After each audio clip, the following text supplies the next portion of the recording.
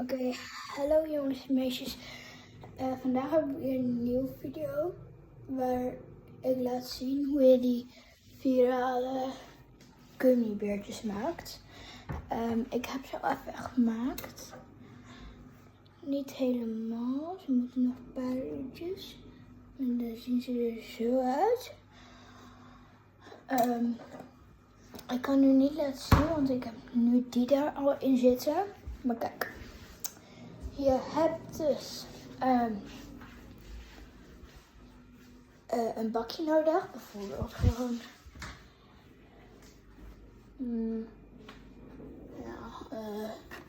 bijvoorbeeld zo'n bakje, heel goed. Daar doe je dan 7-Up in. Dus kijk, gewoon zo'n fles 7-Up, want dan kan je er ook gewoon nog van 7-Up drinken. Daarna doe je het in de vriezer. In de vriezer. Met dat erin. Dan moet het er 24 uur in blijven. Dus een hele dag. En daarna, als dat goed bevroren is, dan moet je het in de vriezer doen. Je kan een kleine vriezer hebben. Daar kan je dan in doen. Dan laat je hem even uitharden. En dan ga je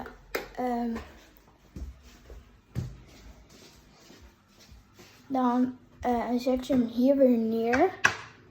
Open, zodat hij kan zodat hij 3 uurtjes kan.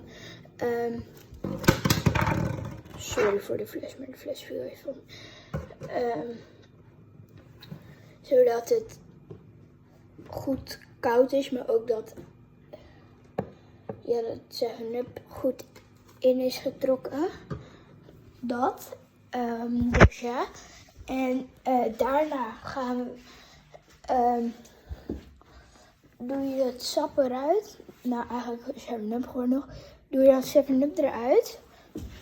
Gewoon bijvoorbeeld je hand. Bijvoorbeeld dit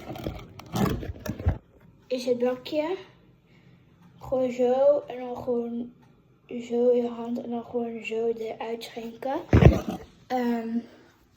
Dat is dan een beetje te druk. En dan doe je ze erin nog 3 uurtjes en dan worden ze dan dit. Oké. Tot de volgende.